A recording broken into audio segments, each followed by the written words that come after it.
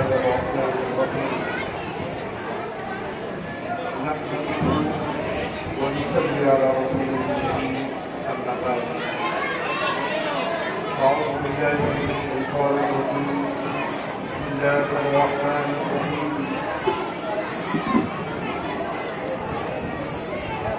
لقد كان لكم في رسول الله أسوة حسنة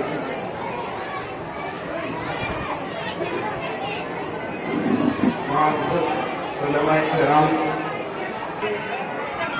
مجھے عرض کرنے کے لیے حکم دیا گیا ہے اور آج کا یہ اجلاس ہمارے جامعہ کے روح رواں اور ہر کے عظیم شخصیت محترم جامعہ الحاج ضیاء الرحمان انصاری صاحب ان کی صدارت سے یہ آج کا اجلاس منعقد ہوا ہے۔ مختصر طور پر میں اشارہ کرتا ہوں آپ کو ہندوستان کی تاریخ، ہمارے اکابر کی قربانیاں اور ہمارے قوموں نے جو خون کا نذرانہ جس ہندوستان کی آزادی میں پیش کیا ہے، تو مختصر طور پر آپ کروں گا، لیکن عرض یہ ہے کہ خاموشی سے دلجمعی کے ساتھ ان باتوں کو سنا جائے اور خاص طور سے ہم اپنی تاریخ سے واقف ہو، اپنے بچوں کو، طلباء کو، اپنے گھر کے لوگوں کو ان تاریخ سے واقف کرائیں۔ سب سے پہلے تو آپ یہ نوٹ کریں کہ انگریز فرنگی ہمارے ملک ہندوستان میں جو آیا وہ سن تھا سن 1600 عیسوی میں۔ یہ تجارت کی ضرورت سے انگریز کا ایسٹ انڈیا کمپنی کا قافلہ یہ ہندوستان میں داخل ہوتا ہے، تو 1600 سے لے کر کے پورے 300 سال 1600 1700 1800 1947 میں یہ انگریز فرنگی اس ملک سے جاتا گویا کہ 347 سال انگریز کے ناپاک قدم یہاں رہے ہیں اور اس کے بعد اس کو بھاگنا پڑا۔ میں اشارہ کرتا ہوں کہ مولانا اشرف صاحب نے بہت سی باتیں آپ کو بتائی ہیں، لیکن میں شروعات جو کرتا ہوں اپنے بیان کی اور اپنی تاریخ کی 1857 یہ غدر کا یہ موقع ہے اور پورے ہندوستان میں اس وقت کیونکہ 1821 لکھے نوٹ کریے 1821 سید احمد شہید رحمۃ اللہ علیہ شاہ عبد العزیز محدث دہلوی کے پاس جاتے ہیں دہلی، اور انہوں نے اس وقت جامع مسجد میں کھڑے ہو کر یہ فتویٰ دیا تھا۔ شاہ عبد العزیز محدث دہلوی نے 1830 میں یہ فتویٰ دیا تھا کہ ہندوستان دارالحرب ہے، ان انگریزوں کو لوٹو، ان کو مارو، ان کو بھگاؤ اور ان کا سامان کو یہ دارالحرب ہے۔ لہذا اس فتوے کا پورے ہندوستان میں اثر ہوا۔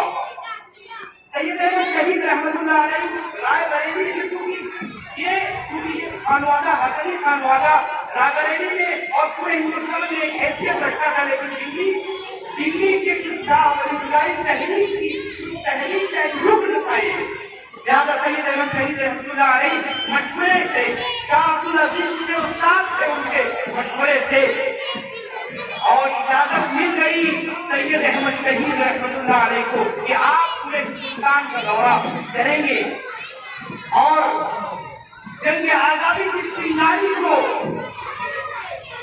دیش واسیوں ہندوستان کے دیش واسیوں کے دلوں میں سنیں گے۔ لہٰذا سید احمد شہید رحمۃ اللہ علیہ نکل پڑتے ہیں 1830 میں ہی نکل پڑتے ہیں اور پورے ہندوستان کا دورہ کرتے ہیں اور جاتے ہیں۔ ایک بہت بڑا جنگ تقریب سید احمد شہید کے ساتھ ہوتا ہے اور یہ پورا قافلہ چلتے چلتے 1821 میں بالاکوٹ کے میدان میں پنجاب میں پہنچتا ہے اور انگریز کو للکارتا ہے۔ سید احمد شہید کہتے ہیں آ جاؤ، ہم میدان میں ہیں، ہم اپنے سینے پر گولی کھانے کے لیے تیار ہیں، لیکن تم لوگ چلے جاؤ یہاں سے، ہم ہندوستان کی آزادی چاہتے ہیں۔ لہٰذا انگریزوں سے جو معاملہ ہوتا ہے بالاکوٹ کے میدان میں، یہ سن 1857 ہے۔ اللہ کا کرنا یہ تھا کہ سید احمد شہید، حافظ ثانی شہید اور بہت سے ان کے رفقا اور ہندوستان میں ہندو، مسلم، سکھ، عیسائی جتنے لوگ اس قافلے میں تھے، بالاکوٹ کے میدان اس گواہی دے رہا ہے اور یہ بتا رہا ہے کہ زیادہ تر لوگ شہید ہو گئے تھے۔ اس ہندوستان کو اپنے خون کا نذرانہ 1857 کی جنگ میں بالاکوٹ کے میدان میں 1831 میں پیش کیا تھا۔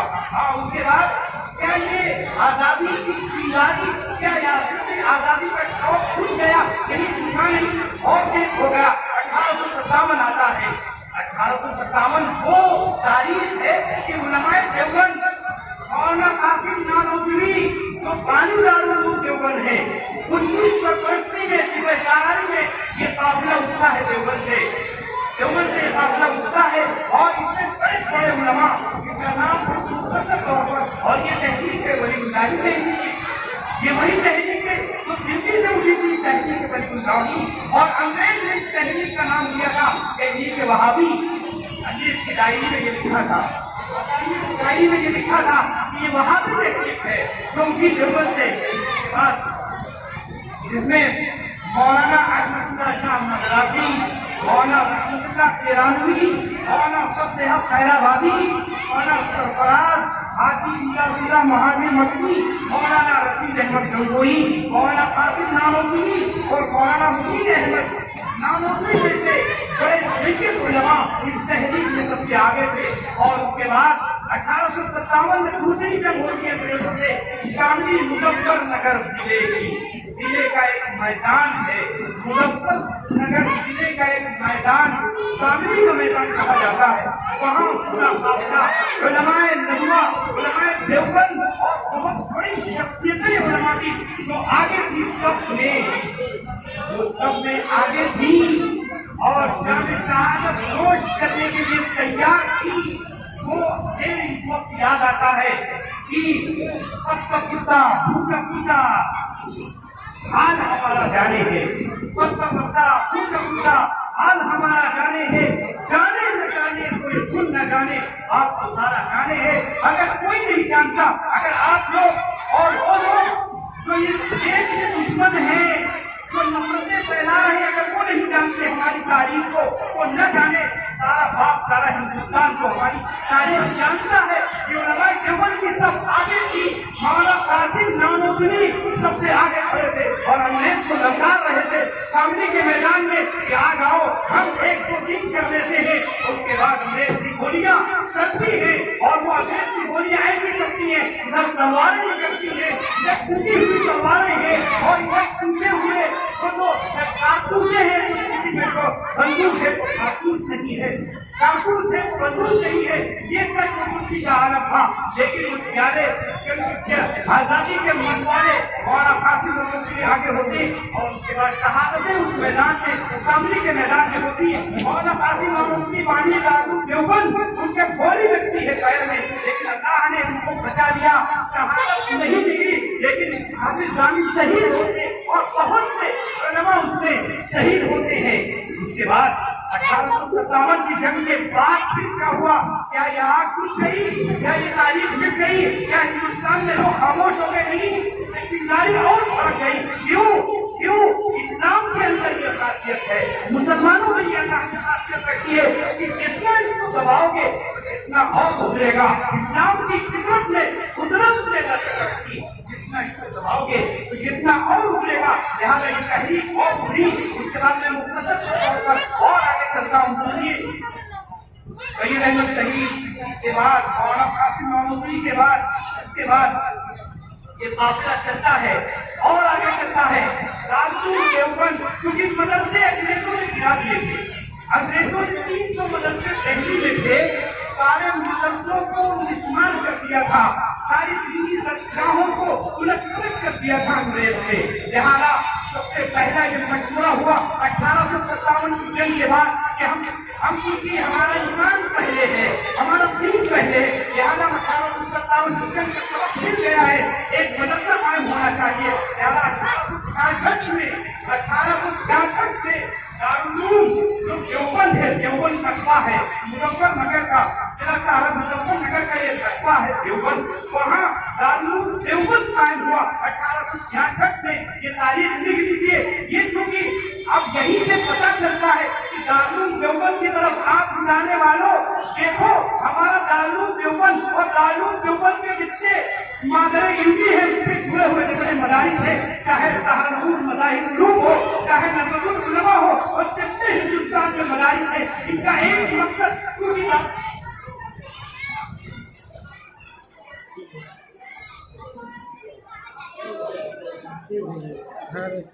आप कौन से सुने, बहुत अहम बात इंशाअल्लाह बात खत्म हो जाएगी। 1857 की 1866 में दारुल कायम हुआ। उसके बाद क्या हुआ, आप और आगे आइए, आगे और आइए। उसके बाद क्या हुआ, 1885 में इंडियन नेशनल कांग्रेस कायम हुई। उसके बाद और आगे चलिए, 1900 शुरू होता है हमारा, लेकिन ये तहरीक पूरी नहीं, ये तहरीक चलती रही और उलमाए किराम अपनी जामों में मसला पेश करते रहे। मैं ये बात बताना चाहता हूँ कि दारुल देवबंद मौलाना कासिम नानोवी का एक सपूत, जिसको महमूद हैदर कहते हैं, जिसको शेखुल हिंद का, उसकी एक तहरीक चली 1913 के बीच में रेशमी रुमाल की तहरीक चली। रेशमी रुमाल की तहरीक क्या है, मैं मुख्तसर बताना चाहता हूँ। 1912 के दरमियान में मौलाना उबैदुल्लाह सिंधी उसको तैयार किया, जो कि बहुत अहम कानून के थे और बहुत ये मौलाना मोहम्मद अली जौहर और ये पूरे हिंदुस्तान में और पूरे मुल्क में और मुल्क के बाहर अफगानिस्तान, तुर्की, इलाके मुकद्दस, मदीना और मक्का और पूरे गोया की जो इलाका सिक्का मिल्लत से अपने पूरा जाल दिखा दिया। मौलाना उबैदुल्लाह सिंधी को तैयार किया कि तुम अफगानिस्तान जाओ और अफगानिस्तान हुकूमत से बात करो कि हमारी ये तहरीक बताओ, ये तहरीक शुरू हो गई है और तुम जाके वहाँ उनको तैयार करो कि हमारी वो मदद करेंगे। शेखुल हिंद हिजाज चले गए, मक्का चले गए, क्योंकि उनकी हुकूमत चल रही थी। खिलाफत उस्मानिया वहाँ जवान बादशाह, तमाम बादशाह वगैरह लोग, अनवर बादशाह वगैरह लोग ये आए हुए थे, उनसे बात की। मौलाना उबैदुल्लाह सिंधी को कहा था शेखुल हिंद ने कि तुम जाकर मुझे पढ़ा देना। तो मौलाना उबैदुल्लाह सिंधी ने 3 गुमान रेशमी 3 गुमान मंगवाए, रेशमी 3 गुमान मंगवाए और उस पर अपनी तहरीक पूरे हालात लिखे, पूरा प्लान लिखा उन गुमानों पर, रेशमी गुमानों पर पूरा प्लान लिखकर 3 गुमान से मौलाना उबैदुल्लाह सिंधी रहमतुल्लाह अलैह उनको लपेटा से और कोई समझिए तरीके से हक साहब ने किया। देखो कोई पकड़ने न पाए, कोई जाने न पाए और तीनों रुमान पर पूरा हिंदुस्तान का प्लान है, तहरीक का पूरा प्लान है, ये लेके जाओ। और मेरे शेर वहाँ मौजूद है, शेखुल हिंद महमूद हसन देवबंदी मक्का में मौजूद, उनको लेकर आओ। यहाँ पे ये चलते हैं, लेकिन आप अपनों की गद्दारी हमेशा रही, ये पकड़े जाते हैं और अंग्रेज के हाथ में वो रेशमी तीनों रुमाल हाथ आ जाते हैं और ये तहरीक कहीं जाती है। शेखुल हिंद की गिरफ्तारी का लिहाजा शेखुल हिंद को मायका के जेल में बंद कर दिया गया, सारे उलमा को गिरफ्तार किया गया और उसके बाद शेखुल हिंद के शागिर्द मौलाना हुसैन अहमद मदनी कहते हैं, ये बात सुन लो, मैं ये बात नोट कराना चाहता हूँ आपको कि जब शेखुल हिंद की वफात हुई तो उनको नहलाने के लिए जब लोग गए तो शेखुल हिंद के पीठ पर काले काले निशान थे। मौलाना हुसैन अहमद मदनी उसके खास शागिर्द थे। इनसे लोगों ने पूछा कि शेखुल हिंद के पीठ से काले काले निशान कैसे हैं, तो शेखुल हिंद ने मौलाना हुसैन अहमद मदनी ने बताया कि मालटा के जेल में मेरे उसका शेखुल हिंद को लोग अंग्रेज ले गया कान कोठरी में और कान कोठरी में ले जाकर सरिया को दबा करके, सरिया को जला करके, लोहे को जला करके इनकी पीठ को काटा गया और इनकी पीठ को दबाया गया। ये उसकी निशान है। और जब पीठ को दबाते थे और शेखुल हिंद से अंग्रेज कहता था कि ऐ शेखुल हिंद हम तुम्हें छोड़ देंगे, ऐ महमूद हसन हम तुम्हें छोड़ देंगे, लेकिन तुम मेरे मुआफिक फतवा दे दो, मेरे मुआफिक फतवा दे दो। शेखुल हिंद को जब होश आता लिखे हुए हैं तारीख में कि शेखुल हिंद ये कहते थे कि मैं मेरी पूरी चमड़ी उधेड़ दी जाएगी, मैं बिलाल का वारिस हूँ, मैं बिलाल का वारिस हूँ, मैं तुम्हारे मौजूद फतवा नहीं दे सकता, मैं अपने मुल्क से गद्दारी नहीं कर सकता। ये शेखुल हिंद के بعد سیکولرزم جب دیش سے واپس آتے ہیں تو اس کے بعد کیا کہتے ہیں؟ گاندھی جی کا دور آیا، گاندھی جی کا دور آیا، سیکولرزم ممبئی کے اجلاس میں یہ بات مجھے بہت نوٹ کرنے کی بات ہے۔ ممبئی کے اجلاس میں تھے، بڑے بڑے خلافت کا اجلاس تھا، گاندھی جی بھی وہاں موجود تھے اور بڑے بڑے گاندھی جی کے ساتھ لوگ بڑے بڑے ذمہ دار ملک کے وہاں موجود تھے۔ تو شیخ الہند نے ایک بات کہی تھی کہ دیکھو ہمارے درمیان گاندھی جی کے بارے میں یہ بات کہی تھی شیخ الہند نے کہ ہمارے درمیان ایک شخص جو بیٹھا ہوا ہے وہ اپنے خیالات سے اور اپنی اچھی عادتوں سے محکمہ ہے۔ شیخ الہند کے یہ الفاظ ہے گاندھی جی کے بارے میں ممبئی کے اجلاس میں کہ دیکھو جو ہمارے درمیان بیٹھے ہوئے ہیں، گاندھی جی کی طرف اشارہ کیا شیخ الہند نے کہ وہ اپنے خیالات سے اور اپنی اچھی عادتوں سے محکمہ ہے، لہٰذا وہ ہمارے ساتھ تحریر میں وابستہ ہو گئے ہیں۔ یہ اس کے محکمہ گاندھی کے انتخاب کے نقب رکھ گیا اور یہ نقب دینے والے مولانا محمود حسن دیوبندی رحمۃ اللہ علیہ تھے۔ اور اس کے بعد اور آگے چلیے مولانا محمد علی جوہر کو 1929 میں وہ راؤنڈ ٹیبل کانفرنس جو لندن برطانیہ میں ہوئی ان کو یہاں شیخ الہند نے بھیجا کہ آپ گائے ہوئی تو تحریر کر رہی تھی، لہٰذا مولانا محمد علی جوہر رحمۃ اللہ علیہ وہ انگلینڈ جاتے ہیں، برطانیہ میں شریک ہوتے ہیں، وہی ان کا انتقال ہو گیا، وہی ان کا انتقال ہو گیا۔